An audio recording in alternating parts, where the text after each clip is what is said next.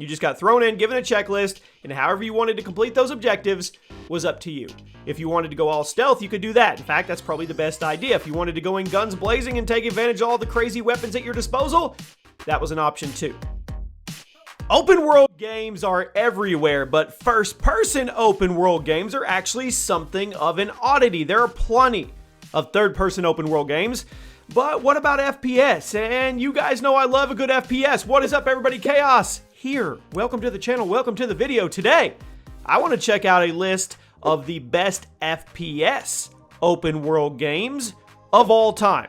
I know that is a big title. So let me know in the comment section which of these you like the most, or if I missed your favorite, drop a like, make sure you guys are subscribed, and here we go. Let's start things off with Metro Exodus. Now, this is the third game in a very well-received Metro series, although this one takes a bit of a different structure than the first two.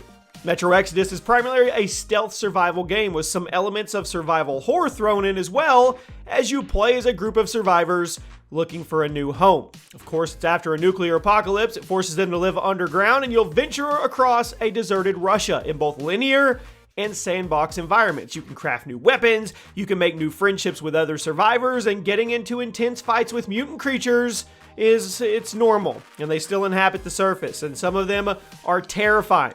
Metro Exodus is definitely different from the other Metro games, which were more focused on survival horror, but for what it's trying to do, I think it did it very well. I think it's a good pick if you're looking for some FPS open world action with some absolutely stunning visuals. Next up is Far Cry 5. Now, Far Cry games are very hit or miss now. They are, we know. For every Far Cry 3, there's a Far Cry 4. For every Blood Dragon, there's a Primal. Now, thankfully, Far Cry 5 was not only one of the good ones, it was one of the best ones. Released in 2018, it takes the series' signature open world action to Montana, USA, and has you playing as a deputy in a fictional county that has been taken over by a doomsday cult. It is gorgeous. There is a ton of stuff to do. The story's a little hit or miss, and the characters seem to either be really good or really shallow, but the gameplay is what shines here. You've got all of the Far Cry best attributes, like the big sandbox, the abundance of combat options, and the fun random things you can go do if you get bored. If you want to fish, go fish. If you want to hunt, go hunt. Far Cry 5 is a great game, and it's definitely one of the best open world FPS games of the 8th console generation, and now that we have the teaser for Far Cry 6 and it's Gus from Breaking Bad, well, I have high expectations. At number 8, and I cannot believe I am putting this on here, but it deserves its due. No Man's Sky. I know. Started out as one of the, if not the biggest letdown in gaming history, but it has since transformed into one of the most unique open world games on the market. Now, initially, it released in 2016. It had you traversing a massive galaxy and exploring new planets. You get to hunt for new resources, survive as long as you can, trade with other players, all that good stuff. Now, everybody knows the stories of how No Man's Sky launched full of broken promises and false advertising, but now that it's actually had a few years to patch everything up, it's in a good spot, and it's currently one of the best comeback stories in gaming history, if you ask me. If you're still bitter about the game's launch, I don't blame you. This was an unacceptable way to launch and market a game that you paid for, but if you're looking for a massive open world first-person game with a ton of replay value that you can play with your friends now, maybe, just maybe, give No Man's Sky one more shot. Next up is Crysis. Now, Crysis isn't a truly open world game per se. It's got a lot of foundation for one though, and I think it's worth a shout out. Released in 2007, it was an absolutely gorgeous sci-fi FPS about a soldier equipped with futuristic weaponry as you dropped into various locations and you tried to complete objectives in any way that you see fit. The levels, they were big, and there wasn't a real set path. You weren't on rails per se. You just got thrown in, given a checklist, and however you wanted to complete those objectives was up to you. If you wanted to go all stealth, you could do that. In fact, that's probably the best idea. If you wanted to go in guns blazing and take advantage of all the crazy weapons at your disposal, that was an option too. Crysis does the player choice thing right, and it's an excellent game. Even 13 years later, still holds up very well. And I'm hoping the remaster does and shows modern sandbox developers how to do it, because I think we can all agree that a modern sandbox game, well, a lot of them get lazy. I think Crysis is a good example of how you do it right. Do you guys remember how big of a deal Fallout 3 was back when it launched in 2008? A lot of modern gamers don't realize that. Today, Fallout is one of Bethesda's big moneymakers. But back in 2008, it was brand new. The first few Fallout games, the first two Fallout games, were top-down RPGs that Bethesda had nothing to do with. But after that, they bought the IP in the mid-2000s. They decided to go big or go home, and they tried to do Fallout with what they had done with the Elder Scrolls a few years prior. Fallout 3 launched in 2008 and gave the world an amazing open-world post-apocalyptic adventure full of tough choices, interesting weapons to say the least, and fascinating lore. It's one of those games you will absolutely lose yourself in, and just about every aspect of it has a ton of detail to it. So why is it down at number 6, you may ask? Well, because it hasn't exactly aged well. And since this was pretty new ground, there have been a few games that did a little better, including another Fallout game we may talk about later in this video. But Fallout 3 is excellent, and I definitely recommend giving it a playthrough. At number 5, Prey. Yeah, Prey. Do you remember it? Prey with an E.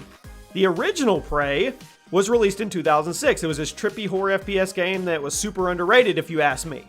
In 2017, we got a reboot of the concept, and it was released once again, just called Prey. And now this Prey plays very differently from the first one, but it was still good. It is less of a horror game and more of a suspenseful action RPG set in a sci-fi world. You explore a big space station, you learn more about the world you inhabit, and also try to stay away from the various alien life forms that have broken containment and are now screwing with you and the other crew members. Sounds like Alien, I know. As you progress through the game, you'll get to know more about your character, your friends, and your abilities, and there's a handful of possible endings that depend on the choices you make throughout the story. I recommend this one. If you like creepy sci-fi games, you might like this, and there's probably a good chance you never played it. At number 4, ARMA 3. Released in 2013 on the PC. ARMA 3 is one of the most technically impressive and immersive games I have ever seen. It is a realism-based tactical shooter set on a few massive maps, with the biggest one covering about 100 square miles of space. And now in the campaign, you play as a US soldier conducting various operations, and in the multiplayer, you can take that tactical shooting up with your team and go nuts on the maps. It is known for its photorealistic environments and its extremely deep gameplay, and since it's been released, it has maintained its position as one of the best PC exclusives on the market and one of the best simulation games ever made. If you want some eye candy or some super detailed tactical shooting, ARMA 3 has you covered. Now we've arrived at Borderlands 2. Now, Borderlands was the game that arguably invented the looter-shooter genre, but Borderlands 2 was the game that perfected the formula. Released in 2012, Part 2 had you playing as the Vault Hunters, a group of fighters on a mission to liberate their planet from the evil Handsome Jack while also making plenty of money in the process. Borderlands 2 is known best for its writing, its art style, and the abundance of guns for you to discover and play around with. In total, there are a little less than 18 million different guns in Borderlands 2. You heard me right, 18 million. And I know a lot of those are admittedly just slight variations of the same weapon, but anybody who's played the game will tell you that's an absurd amount of content, and most of the guns feel totally unique from one another. It received critical acclaim, and it's still considered by many to be the gold standard of looter shooters, and I personally agree. Now, other games may come close and may have done something unique, but the genre of Borderlands 2 has not been topped in terms of overall content and replay value. At number 2, Fallout New Vegas. Now, I told you we'd be checking back with Fallout, and New Vegas is widely considered to be the best game in the entire series, and ironically, it's also not developed by Bethesda. New Vegas was developed by Obsidian Entertainment, who had to throw the whole thing together in 18 months. Now, many assets are recycled from Fallout 3, but Obsidian did their best to perfect the gameplay. They refined the entire world, and they really dug deep with the storytelling. New Vegas has one of the best stories in gaming history, and it's an excellent RPG as all the characters you meet feel unique, and all the side missions really make you feel like you're having an impact on the world around you. That's not even getting into the excellent world building, the fascinating open world, the real interesting factions, and all the intense battles you'll get into with hostile humans and these bizarre nuclear-infused creatures. Now, Fallout 3 may have laid the foundation for the modern Fallout game. New Vegas perfected it. And if you ask me, it's still the best game in the series and absolutely one of the best open world FPS games ever made. And finally, Far Cry 3. Finishing things off, the definitive Far Cry game, and in my opinion, the definitive open world FPS game.